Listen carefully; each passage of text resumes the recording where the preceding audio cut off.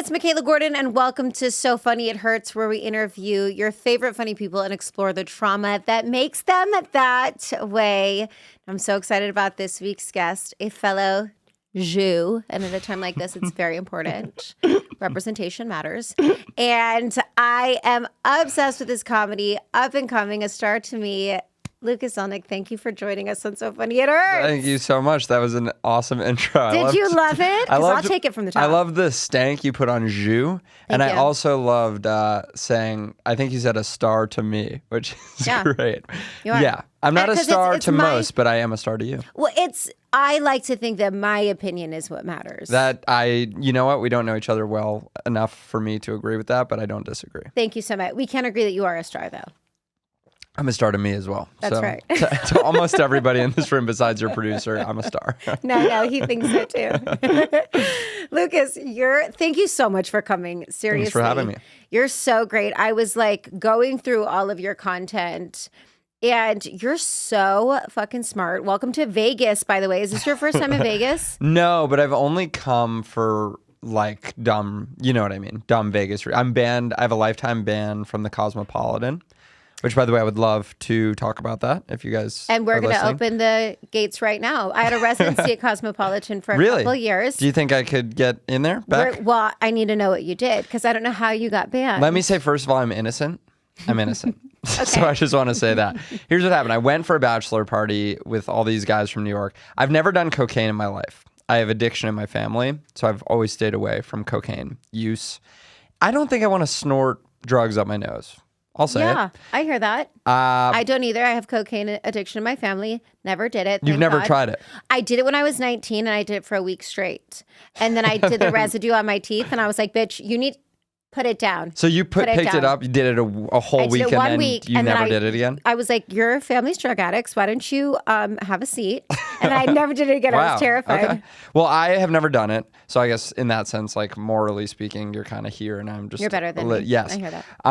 But all my friends came, and they brought a bunch of blow, as one does in Vegas. Mm-hmm. And I don't know what they thought of Vegas. I think it was their first time. I had been for a couple work reasons, so I knew that I know that Vegas is very party on the strip and everything, but it's also pretty strict. Do you know what I mean? There's guardrails in place so that things don't get too out of hand. And Totally. it's you can't just leave cocaine on the table while housekeeping comes at the Cosmopolitan. Right. But that's what they did. Mm-hmm. And then they took I was on my friend's reservation, and they took the whole reservation and booted us, took our IDs, and...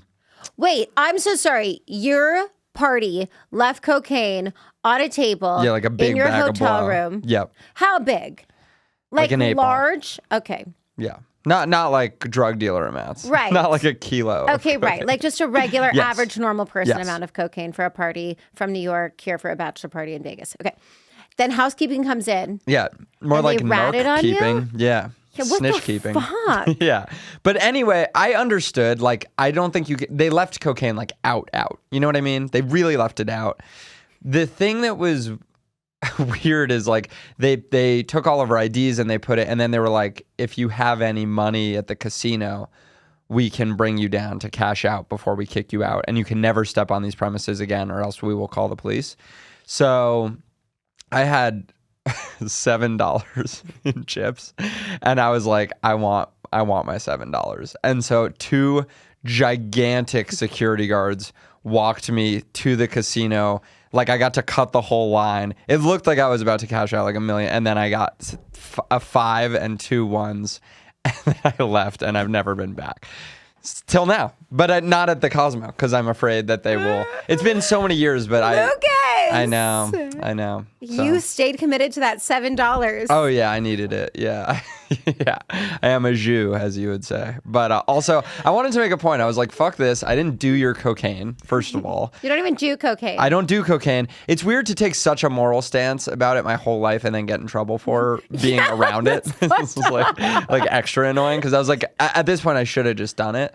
Yeah. And yeah, fuck that place. So fuck the Cosmo, or not if they will let me back.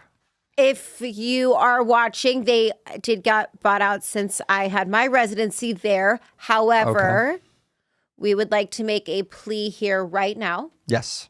Lucas?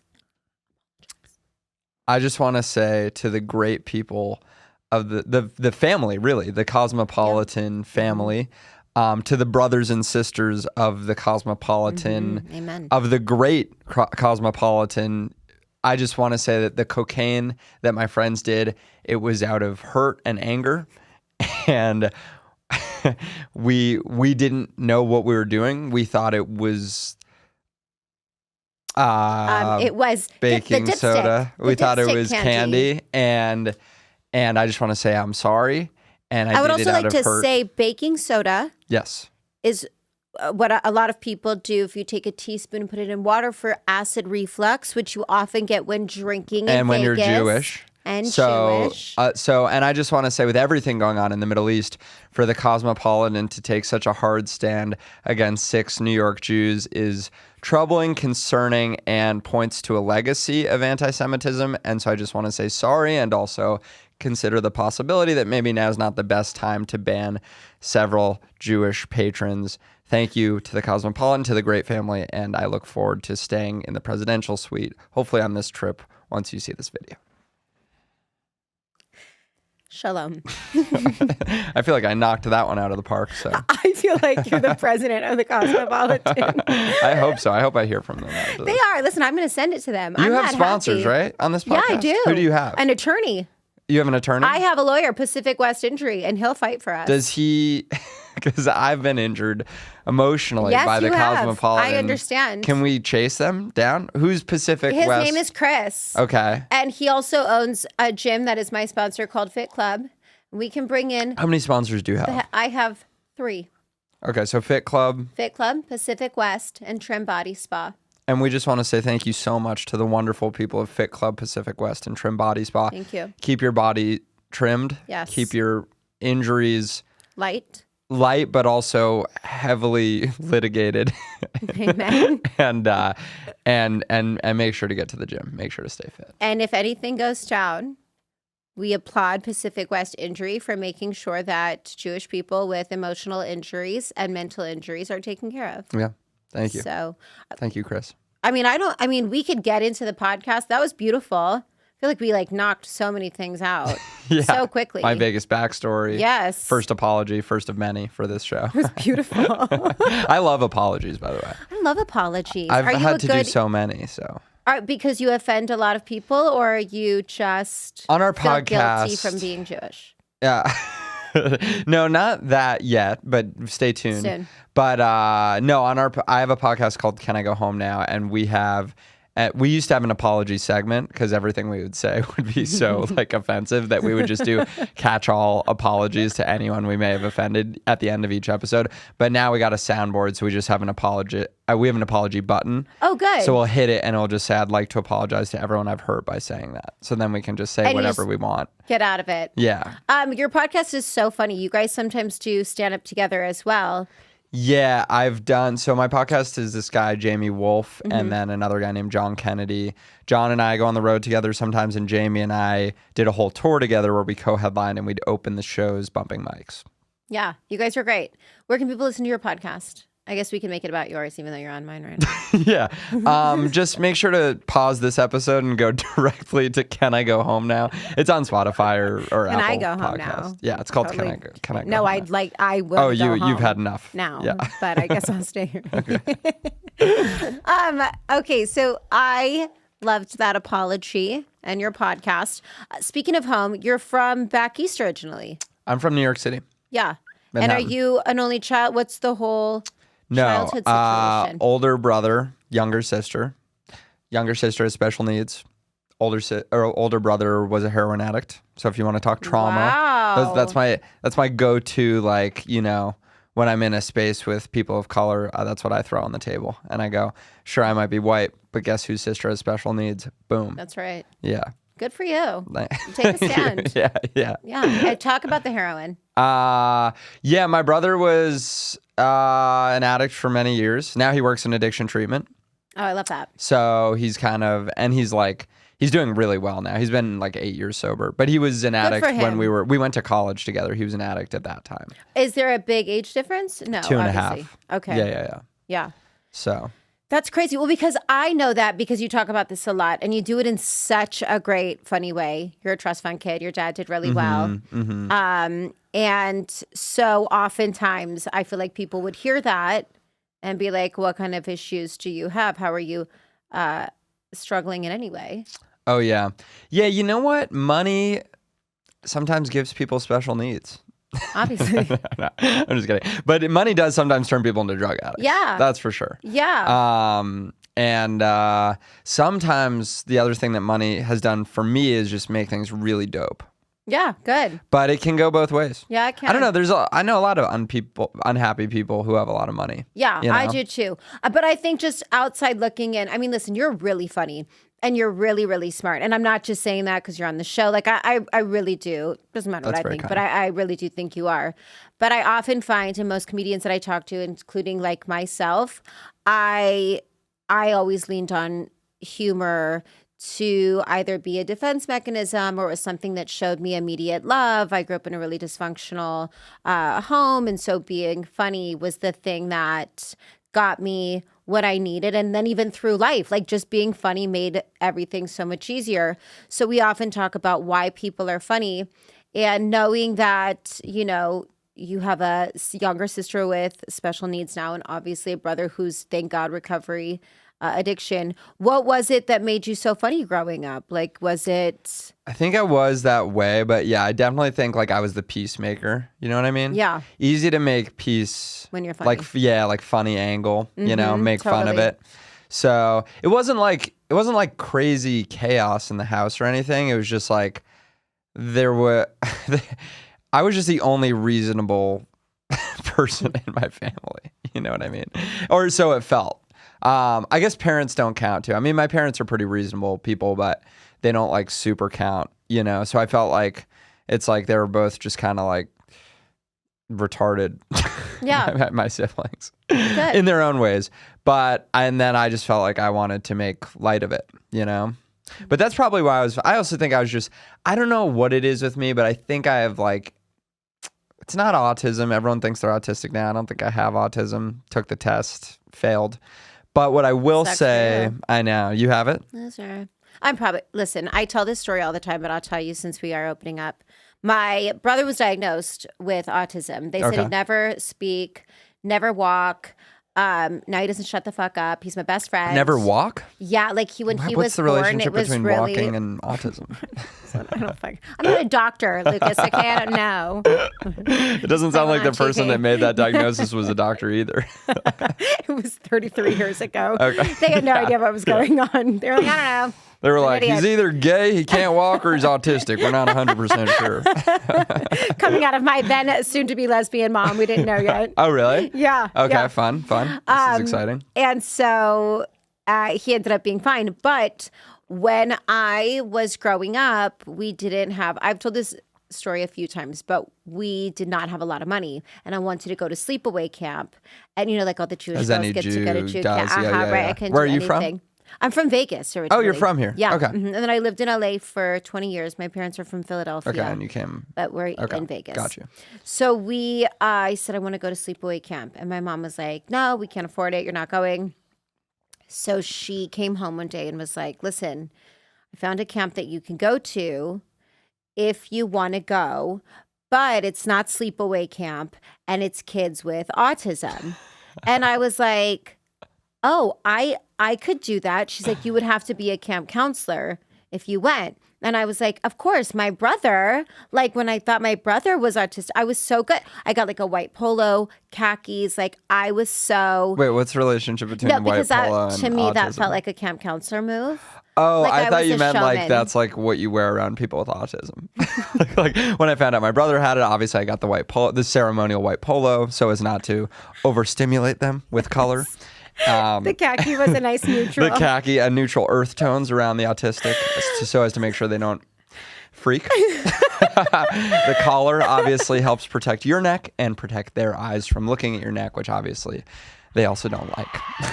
Obviously, there's no correlation. I felt like that was just such a nice looking Yeah, that's a camp good, yeah, counselor. totally. Like they knew I was also in charge Yeah. 10 years old. Yes. And so That's 10 years old I you was had to be a 10 camp years old. counselor? Yeah. Can you imagine the responsibility? Yeah. So I did it the whole summer. How old were the kids with autism? Same. 10. Okay. So kind of a power dynamic based on mental capacity. Not even mental capacity, because people with autism sometimes have more mental capacity. Oh, they had much more mental different capacity mental than capacity. I did. Yeah. Uh-huh. You had the capacity to like understand social cues, and they had the capacity to take any day from history and tell you what day it fell on. Yeah.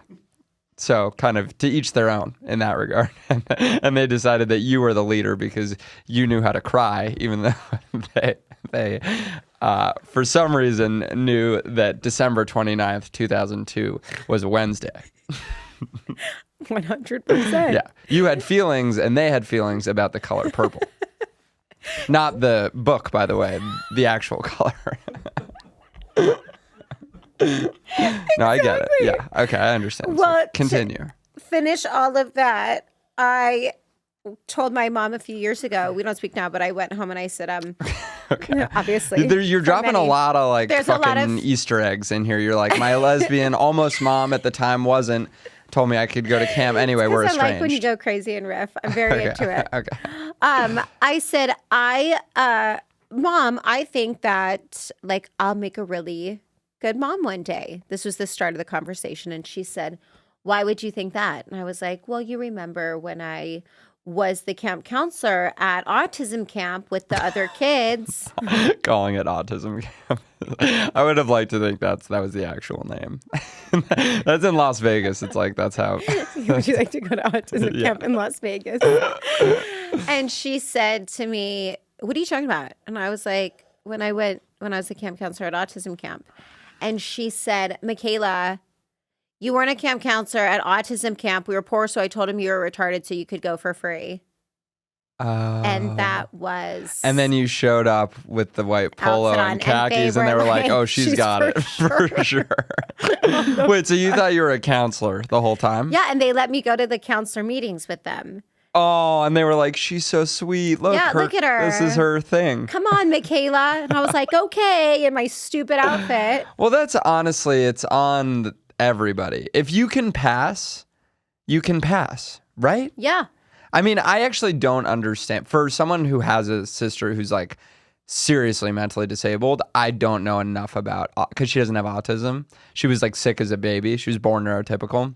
So I don't know like a ton about autism, but I've spent a lot of time. Does she have, is it Down syndrome or is she? No. She was born like completely, I'm not going to say normal, because there is no normal. That's right. She was born bad, like every white person, and she developed a mental disability, which is more liberal, which is good. So anyway, she got really sick when she was she was 6 months old. So you know how what Dr. Death is? You know that podcast about the crazy doctor? Oh yeah. Who like kept and he kept getting bounced around the hospital system because no one wanted to fire him, but he was like a crazy guy. And he was like killed a lot of people. So we had like a doctor that was sort of like that, not a Dr. Death, but like someone that was a crazy person that should have gotten fired, that got bounced around the hospital system. And my sister was having a bunch of seizures, and we went to this crazy doctor, and the crazy doctor's like, she's dying, you gotta like pump her full of meds. So my parents like did everything. They pumped her full of meds. They went on like crazy. So my parents were rich, rich, sad people go to crazy lengths to accomplish things they want. So my sister wasn't getting any better, so they like pumped her full of meds. That obviously caused her to have like mental disability because she was like an infant. And according to this doctor, that was the right thing to do. Then they like, at some point, they had like this Eastern medicine, like spiritual healer named Quan Lo. And he would come and just like shake beads at her for like fucking like a long, like I remember one time, this is like a famous story in my family, but he came back after one of her treatments, and he was like, just so you know, she might be really like, her energy might be very exhausted after this treatment because all of my patients have really low energies after my treatments, even the cats and the birds. My parents were like, all right, I think that's Okay. enough of this healer, given that he was treating cats and birds. But anyway, I know autistics pretty well because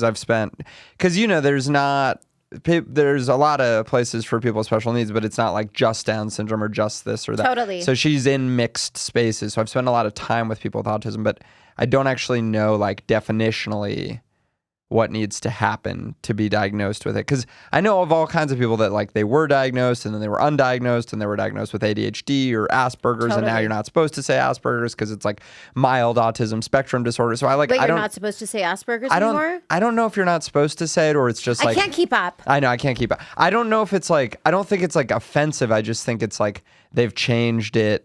They've changed the definition, or they're not calling that autism anymore. There's been so many changes in autism, and now like on TikTok, everyone thinks they're autistic. Yeah. And honestly, I've met some of them, and they probably are. Like they're for sure not. They are reasonable. Yeah.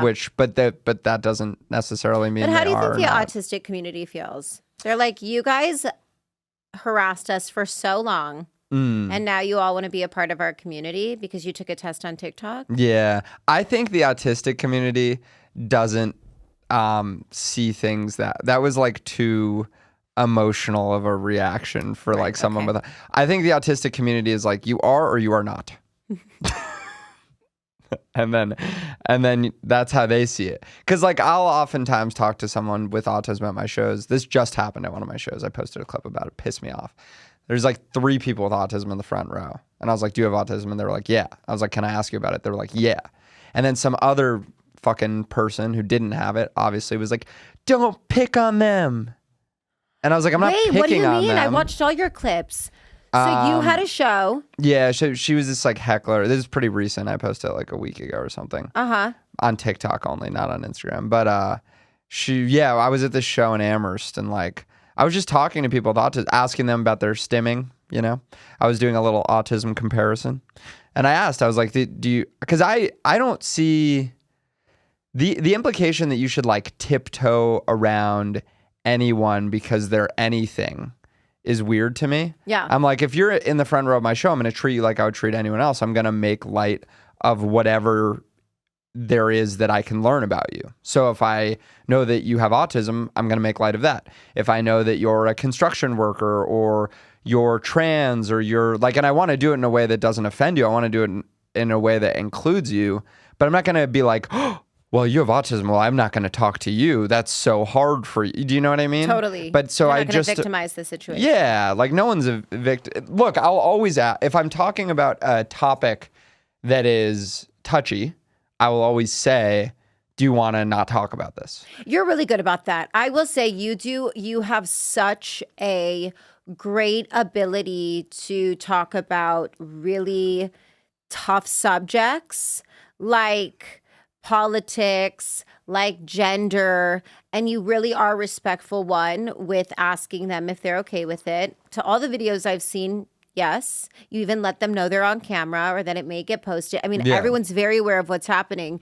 And then you do find such a great way of making it very funny without being offensive, which in 2023, everyone's offended over everything. Yeah. It's crazy how you have the ability to do that. Well, I think it's like the funniest thing to me about, let's say I'm like talking with someone who's trans, right?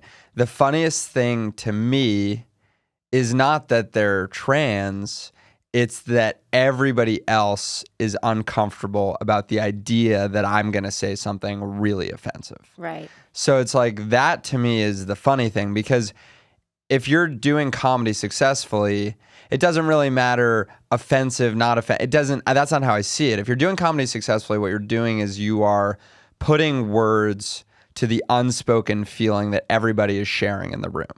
So that is like, for me, that's what I'm trying to do. It's what I'm trying to do in material and crowd work, is you're trying to relate to people by knowing what all of us are thinking. And if I'm talking to someone who's trans, the most likely thing that everyone is thinking is not, why are they trans, or they look weird or they have a weird name. That's like most people are beyond that. Mostly what they're thinking is this guy going to say any of those things? Right. Because they go, what's the worst thing that you could say to a trans person? And it's like, you could misgender them, or you could like say something offensive, or you could say that you don't agree with their lifestyle. You know what I mean? But people aren't thinking those things. Mostly people are like, uh-oh, is he going to think those things? Right. And that's the funny thing to me is I go, no, I'm not going to think these things. But the fact that you think I am is funny to me. Yeah. And then I'll play on the idea that I'm about to say something, but I'm not actually going to say it.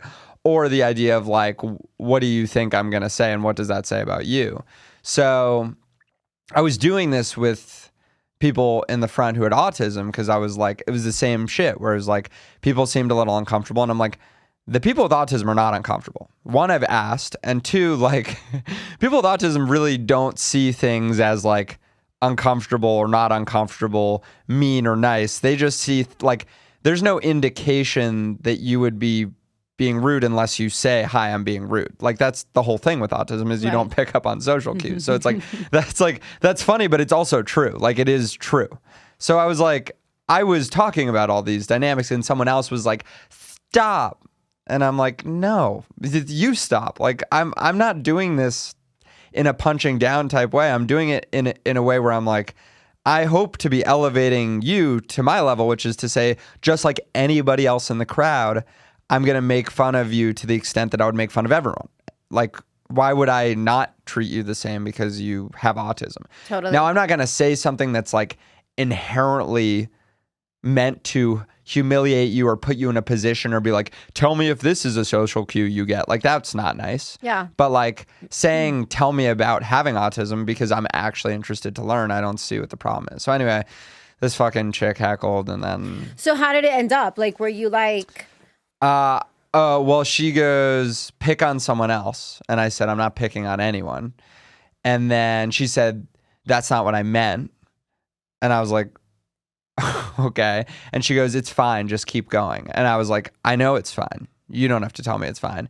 And then that was all like that sort of, then there was just an awkward air. So I kind of just I kind of redirected back to the show. And then at the end of the show, my buddy Jamie, who I do the pod with, came out to bump mics at the end, which sometimes I'll do just if we have enough time. Yeah. And he was like, you want to debrief what happened back there? I love it.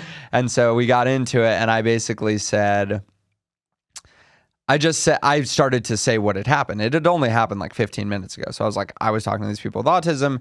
She goes, pick on someone else. And then she yelled out, that's not what I said. And then one of the people with autism yelled out, yes, it is. and then this was the best part. She yelled out, well, that's not what I meant. And I was like, well, that's the most annoying fucking argument I've ever heard in my life. Yeah. Yeah, it doesn't matter what you meant. And then because she had said, that's not what I said, even though it was verbatim what she had said, one, I got the satisfaction of editing it in such a way where I just edited what she said, and then I edited me repeating what she said, and then I edited her saying that she didn't say. I love it. So that was sort of fun. But then also, after that, I just turned into like, I was like, and you know what else she said? And then I just started making up like crazy things. Yeah. I was like, she said she was a Nazi. And she said that, so I said like, I was like, she was crying because I was talking to people with autism. She was crying and she was just screaming repeatedly that she was a Nazi, which I didn't understand because it was irrelevant. So I said like all these things. And then she stood up and she was like, I'm not a Nazi, I'm black. And then I have this riff for any time someone's already being an asshole and then they say they're black, because that's happened to me, unfortunately, 3 times with women at shows. So I just go, well, you might be black, but you're acting like a white woman right now. And then that usually shuts them down. So now I have that riff in my back pocket. And then that was sort of the whole interaction. And then I put it online and no one really watched it. Okay, but I would have watched it. I didn't see it. I'm going to post it on my own page. Yeah, it might be like hard to, I don't know. I can show you after. Well, I love that you post all your comedy online. I think that you do such a great job with the hecklers. And I feel like sort of knowing comedy, like we love the jokes, we love the cleverness of it. But I feel like something that's really going viral is watching comedians really handle things on the spot, in the minute, with the audience. Is that something that you actively work on every show, or is it just it really organically kind of happens? Yeah, I mean, I don't love, like, and I make this clear at my shows, like, I don't like getting heckled. I don't want to, if I could make any stand-up content online, it would not be like heckler interactions. Now, there are times when people are just confused. Look, I think people watch heckler videos the way that people watch a street fight, which is like, if there's like a real nasty heckler, it's like, okay, who's going to win? Yeah. Like, and that, I think I get the appeal of it, but like, it's not fun to be in. And more often than not, when someone heckles in a way that's like unpleasant, even if I respond perfectly, like, it's not good for the show. That said, working like on the spot and improvising, I love. And I think it's the reason why like every show is different, which I also love. Yeah. I mean, that's the cool thing about live stand-up is like, I have the material, I have, you know, I'll write every day. And so I'll try and say at least one thing on stage that's a joke that I've never said before. And then there's just like whatever the fuck else happens. Like last night in Vegas, it was just like a rowdy, which I wasn't surprised about. The crowds are so wild in Vegas. So I think it's one of the hardest crowds to work because they're from everywhere. It's not like going to Oklahoma and the people are from Oklahoma. Like you go to Vegas on the Strip, they're from everywhere. They've been drinking 24/7. Yeah. You don't have to stop. And that room, because I'm at Wise Guys in the Arts District, that's a great room for comedy. Like acoustically, even size-wise, like it's kind of perfectly laid out. But like they were just a little unhinged. You know what I mean? And like I don't know who I appeal to, but I talk about being like a rich kid from New York City, which is like not the most like relatable place to come from when you're talking to like people from all over, which is what Vegas really seems to be. Yeah. Even the people that live here now usually seem to have like come from somewhere else. Yeah. Or at least they're like one generation removed. But yeah, it was rowdy, but that's sort of fun. Like there was no like one person heckling. I just got the vibe of like these fuckers are all over the place, and like it's my responsibility to stay on top of them, show that I'm like the fucking boss here, and like have fun and not like lose the fucking thread. Yeah. So that kind of thing I like. I like being like kept on my toes, you know? But I don't like getting heckled. Like that's not something I seek out or work on.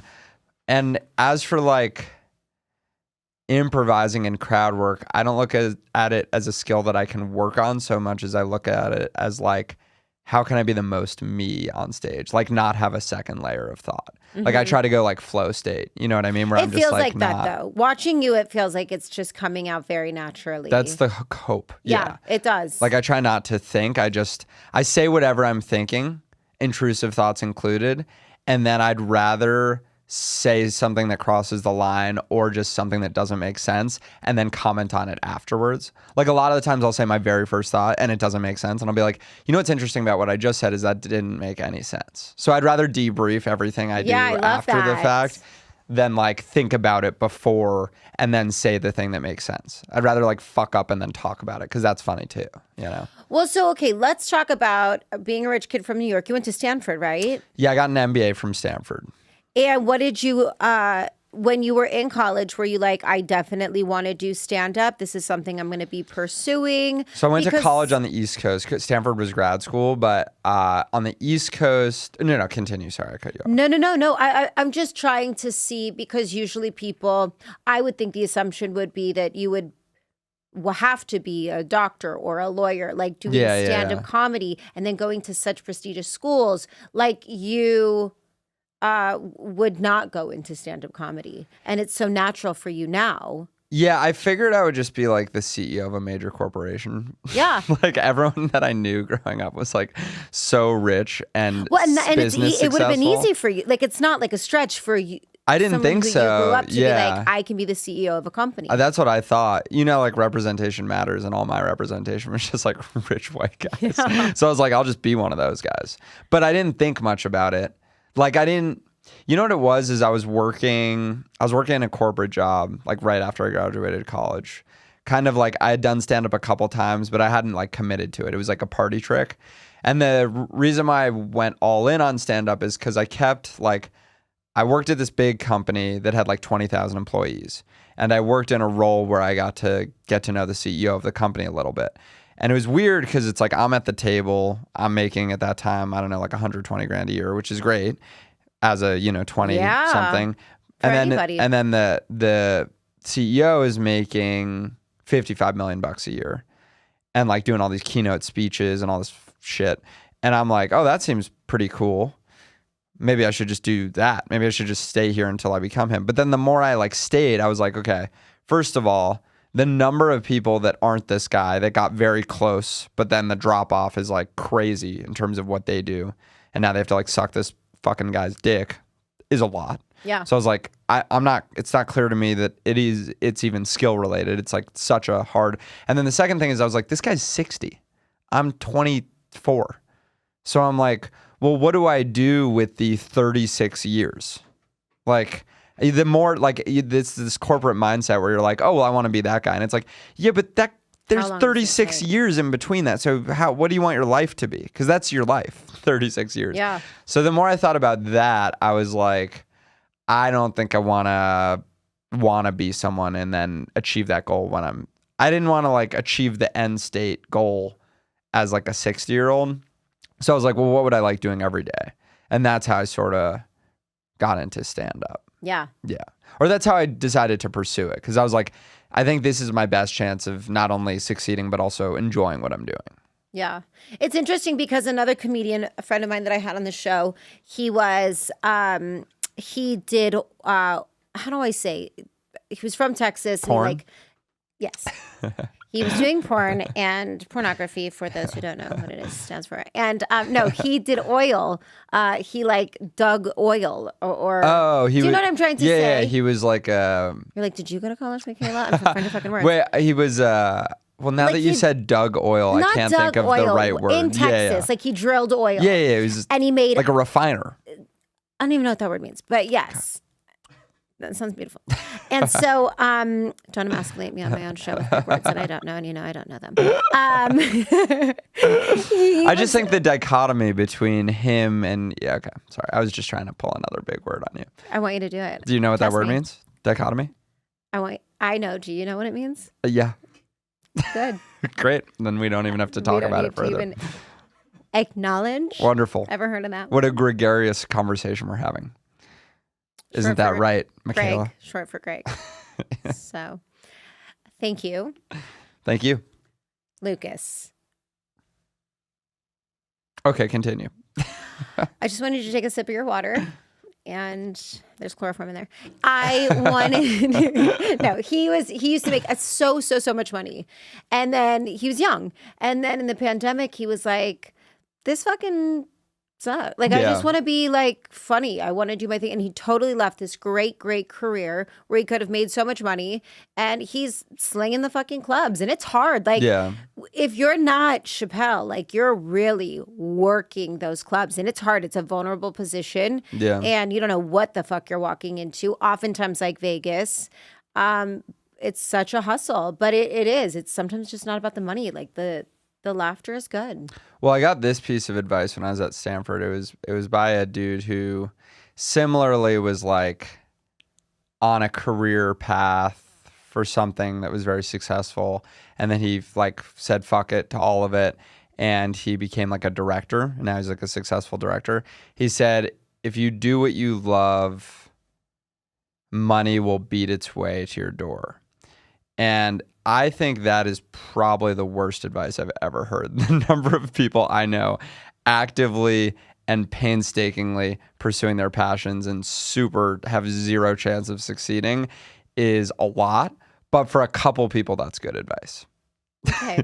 If you are talented or lucky or hot, then that is great advice. And if you were a guy because I weirdly see a lot of stand-ups who like had a successful career for like 20 years in like banking or finance, and now they're like slumming it in New York. And I'm like, and that's their narrative. You know, they're like, I walked away from the tough thing to like, and that's awesome. Some of them are so bad though. Yeah. You know what I mean? Yeah. But that's good advice. I mean, I feel like it's not the most optimistic advice, but it's true. Yeah. Because but that's with everything. That's with all art, like all craft. If you're not good, don't walk away from the good gig. Yeah, that's true. You know. Don't quit your day job is a good. Don't quit your day job. Yeah, I know. But it's interesting because you also do have to be delusional.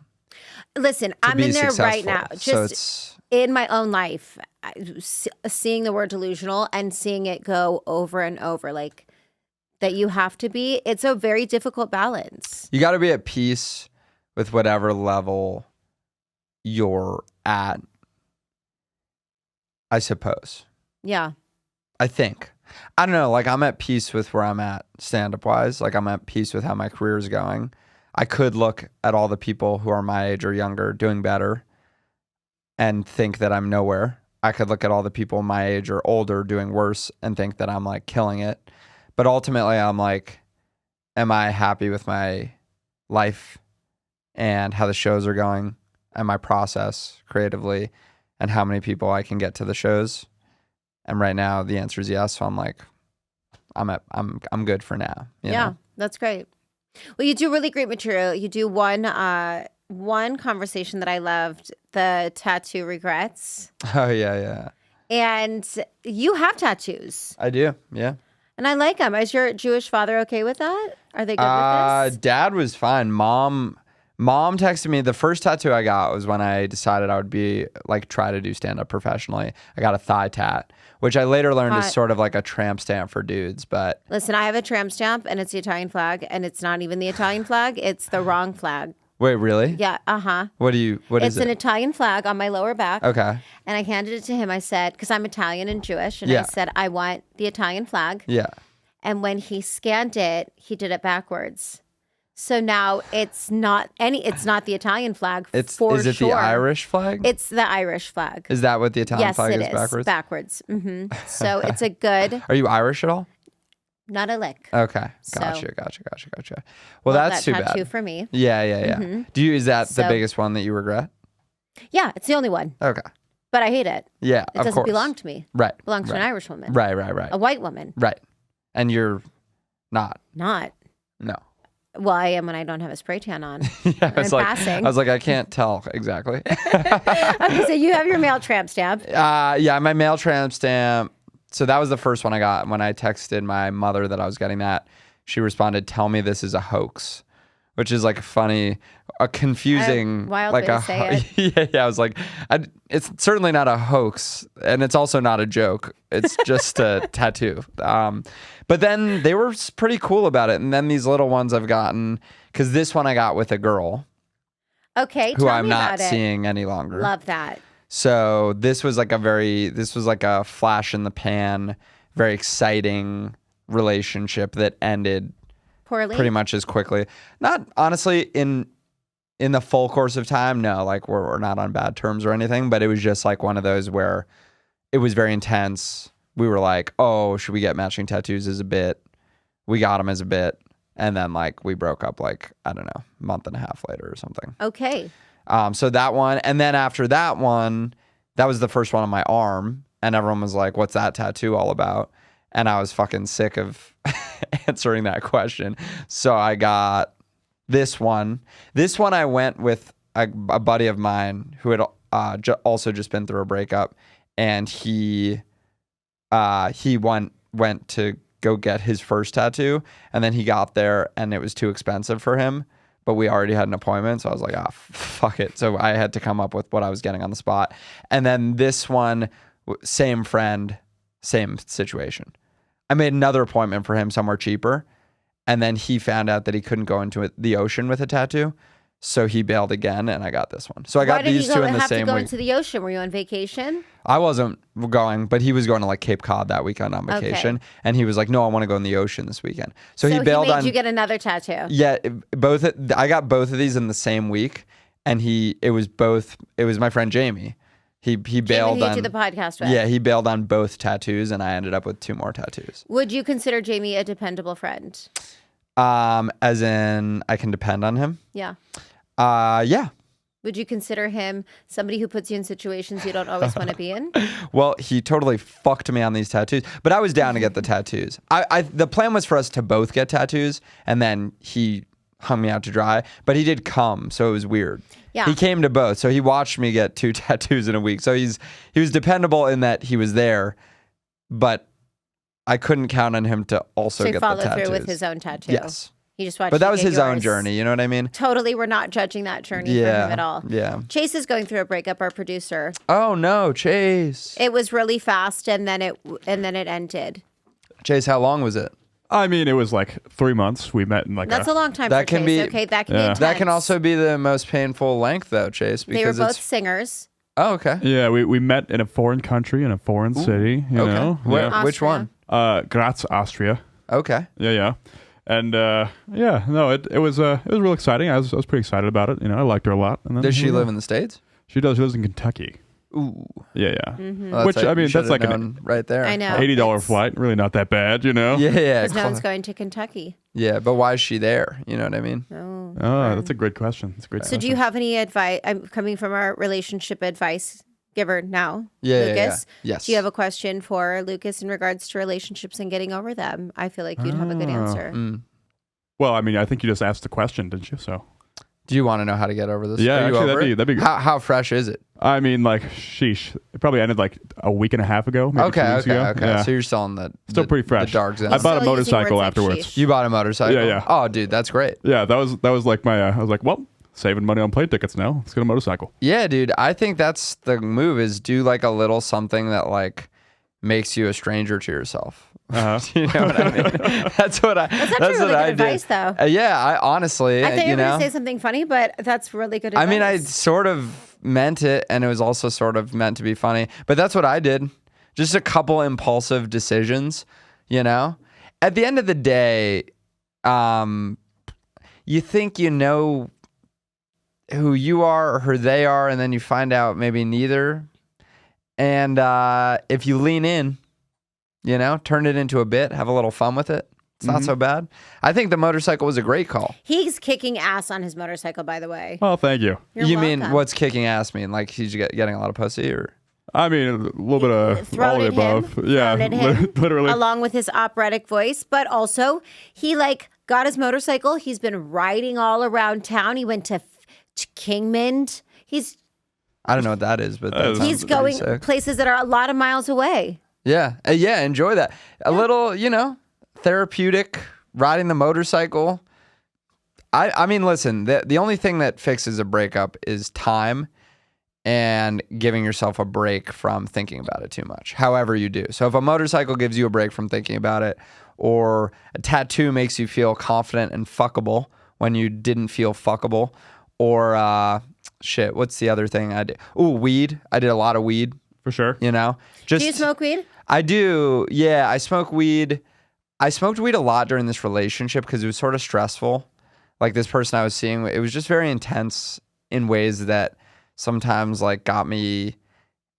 It just was in my head a lot, Yeah. and smoking weed just made me chill. And so I like to smoke weed for that reason, just to chill out or to relax. Also, like a lot of times when I finish shows, I'm fucking beat, you know, Yeah. and like drinking just doesn't feel good. It doesn't feel relaxing. You know what I mean? yeah. So I'll smoke. Yeah, I prefer that. You smoke weed?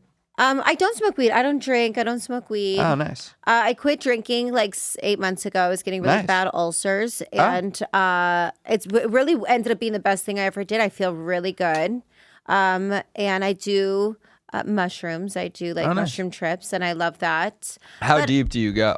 I go pretty deep. I've been on like a very big Like you'll ego go death. see God. Yeah. That's No, cool. like I go to this really spiritual woman and I'll do like a full mushroom Like trip. a guided. Yeah. Mm-hmm. And interest. Can I ask about that? Anything, yeah. What because I do shrooms too, but usually like so I've done shrooms I would say once in my life to that extent, to ego death. Yeah. Ville. Yeah. Like 8 hours, visuals, Sweating, stressing. Yeah, but then coming through to that place of like clarity and feeling like very much like the come up period and then like breaking through that. Yeah. Whereas now when I do shrooms, I feel like usually I'll have like that come up anxiety and then it will just kind of like mellow, but it doesn't like, you don't like shoot through the fucking earth, which is what the first time I ever did shrooms, that's what happened. Yeah. So how often do you go there? I mean, I microdose, Yeah. which I do by myself, but I do shrooms. I've done it a handful of times, and then I do these IV ketamine treatments, Okay. which have been amazing that a doctor facilitates, and it's been really, really beneficial for me. I have a lot of, had a lot of. Oh no, go ahead. Please, you. What's the spiritual woman say or do that prevents you from like fully losing it on the come up when you've taken that much? Because that's my fear now is I've had panic attacks before on drugs, you know? Yeah. And that's the worst because it's like you have a panic attack when you're sober and you're like, am I dying? And you're like, well, I know I'm not technically dying, but I feel like I am. That's why I don't smoke weed. I really do get the worst panic attacks. Yeah. And I can't handle it. It's not worth it for me. I think she just creates such a safe space. And then even if you do, like one time I had a really intense breakthrough, like I was crying, like it was a lot. Yeah. And I think just knowing that there was somebody there in their sober mind and she like came and held my arms and she like was really nurturing a situation that would need like a feminine nurturing moment, I felt so much better. I mean, because you do come out of it. Yeah. You're Does just she in talk you there. through it on the come up?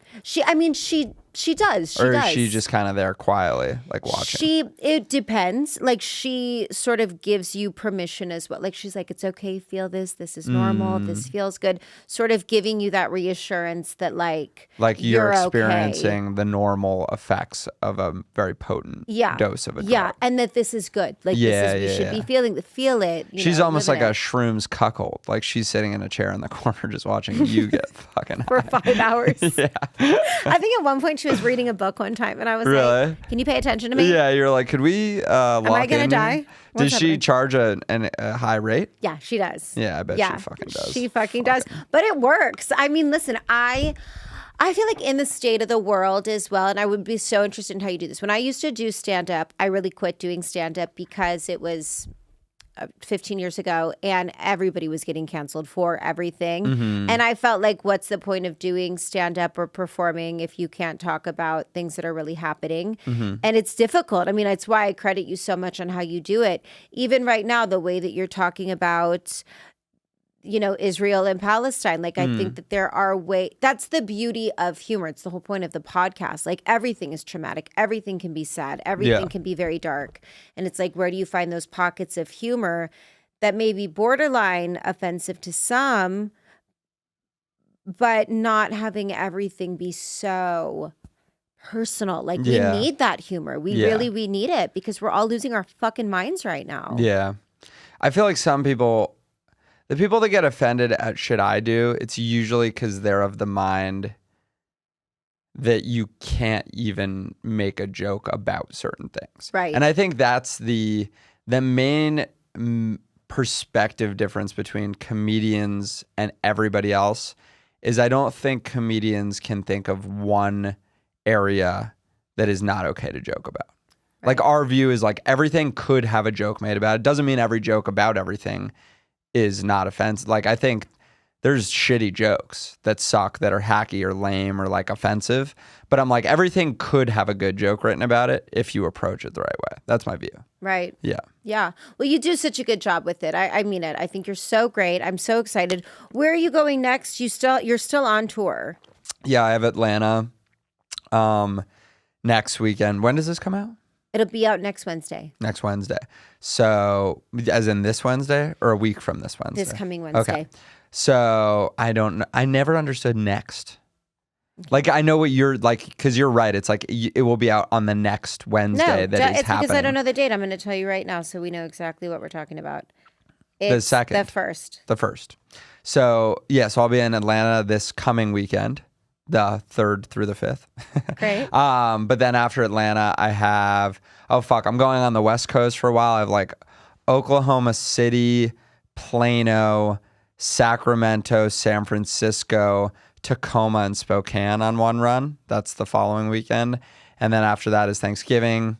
And then I have Austin, Providence, Boston, Bozeman, Montana. And that's the rest of 2023. And then you'll be on holiday. And then I'll chill for a little bit. Although I think I have the January 4th to 6th, I think I'm back on tour. Bridgeport, Connecticut. And let me just say something about Bridgeport, Connecticut. That's the kind of place where you actually want to put a fucking gun in your mouth. That's the kind of place where you want to take what's legal here. I think a fully automatic assault rifle. I think everything's legal here. Yeah. Take a gun that really shouldn't have ever existed, even for military grade purposes, and just eat it. Because that's what going to Bridgeport, Connecticut for a weekend of stand-up shows makes me want to do. Okay. Yeah. And is it the people? Is it their inability to laugh at your No, don't get me humor? wrong. I don't respect the people of Bridgeport, Connecticut, but they're not the reason why I don't want to be there. I think it's where they live. It is a sad place, a commuter town, but far and shitty. It'll be cold. And I won't sell tickets there. So I'll be performing in an empty comedy club for people who don't know who I am, which is actually not a bad thing. I like performing for people who don't know who I am because they don't have expectations, and usually that means good things for me. Yeah. So I don't mind that they don't know who I am, but I do mind that they live in Bridgeport, and I do mind Bridgeport as a place. Is there a place that you love the most doing comedy? I'm trying to think. I mean, I will say, like, if I have good shows, I'll start to like the place. Yeah, you know I what I mean? understand that. I had a show last night that was good, and I was like, oh, maybe I don't hate Las Vegas. You know? Right. I don't think I do hate Las Vegas. How anyway, do you feel about Vegas? Tell me. I don't think I hate it. Okay. Yeah, it's so weird. It's so spooky. It's so scary because it's so huge and glamorous and also like dark. Like you get one block off of the strip and it's like one place, and then you're on the strip, and even the strip is scary because you have these like incredible gigantic buildings and lights, and then you have these scary homeless just wandering the strip. Some guy was like asked me for directions to an apartment complex today, and I was like, darling, I'm from New York, you're gonna have to keep it, like, don't look at me. Yeah. Good for you. But yeah, so I'm scared of this place a little bit, but I do think it's cool. The lights do something to me. Like whatever the No, it's cool. Yeah, like psychologically, whatever the Do shrooms here. This is the place to do it. I know. Maybe I should after my show tonight. Yeah. But here's the thing, Michaela, is I'm a little afraid to do as much as would be worth it doing. But I do like a normal amount all the time. Like up to like a gram I do. Okay. Like all the but like to really go kind of into the zone like Yeah. you go, I'm a little scared to go do that solo. Well, no, I didn't say go into the zone and Yeah. then go on to the strip. But I desire to go into the Okay. zone. But regardless, yeah, the strip. I mean, I can call and see if my lady's available. She's in LA. She's in LA. That's not gonna She's work. in Malibu. Oh, of course she is. Oh, let's go. So you're going to the best. Yeah, I am. Are you? Does she have a nice little beach side? Yeah, it's gorgeous. Oh, and you just I think chill on she her like little. married very well. Yeah. And then became a spiritual advisor. This is great. Kept the house. This sounds amazing. when they Maybe I'll hit you up separated. for when I'm in LA. Yeah, that please sounds let me really know. good. I would love to send you to her. Yeah. Because it's an experience. What's her name? Her name is Angel. I don't even want to fucking tell you. God forbid it was like Sarah. Just No, it would never be that disgusting name. It's yeah. a beautiful name. Yeah. Okay, that's cool. Yeah. Okay, good. Well, thank you. Listen, you're so funny. Thank you for having me. And I think that you really are so wonderful and so smart. And I love this. Are those friendship bracelets? Yeah, my from little Taylor Swift? no, these girls, they're from my fans that are Swifties, and they'll make me Luka Zelnick friendship bracelets for my shows, which is really sweet. Wait, that's so cute. Yeah, so I wear them. I love that's so nice. This one was from my show in Kansas City last weekend. It says Zelnick KC. Like it's because my name's Zelnick, but Yeah. CK, but they flipped it for Kansas City. Cute. And then this one's just my full last name because I don't. How does it feel to have the same fan base as Taylor Swift? It's You could very be a billionaire. bizarre. Well, I will be Yeah. when my parents die. No, I don't And think those are the goals that we want to have. I don't think I okay? will be a billionaire, but I'll certainly not be incredibly far from it. So, in that regard, I think I'm very similar to Taylor Swift. We're both out of touch, very clearly Caucasian, fuck a lot of people, most likely, get friendship bracelets from our fans, and never have to worry about money. And do you sing? I don't, but I do perform for crowds. So, yeah, I think Taylor and I have a lot in common. Do you have any affiliation with Travis Kelce? Well, his girlfriend is very similar to me. So, yeah, in that regard, yes. So it's like you're dating Travis Kelce. I feel that, yes, I could bottom, In a heterosexual bottom for way. Travis. Yeah. Or take it the homosexual route. Yeah. Either one, really. Yeah. So basically, I guess what we're saying, I'm actually interviewing Taylor Swift. In a sense. Yeah. This is the biggest podcast I've ever hosted. Yes. Well, either way, it should have been the biggest podcast you've ever hosted. I said you were a star when I introduced you. Yeah. What more do you want me to say? No, I know. You're the star of David to me, and That's beautiful. is how I feel about you. And I appreciate that. I feel like I never want to let you go because every time you talk, you just say more ridiculous shit that I really appreciate so much. But I do know that you have more shows and more lives to change. More T Swift. That's very sweet. Yeah. Congratulations on becoming a billionaire. Well, thank you for having me. And congratulations to your dad for also doing well in life. Yeah. And I hope that you'll come back on this show. I will. This was so much fun. I love you. Yeah. Thank you for having me. All right. Thank you so much. Thank you. Goodbye. Bye. Do you want to give me one more compliment before? You're great. Thank you so much. So Funny It Hurts is brought to you by Pacific West Injury Law. Got into an accident? Contact Pacific West Injury Law. Also, there's nothing better for your mental health than a great workout. And our episode is brought to you by Fit Club, the only place to be. It's so funny, it hurts.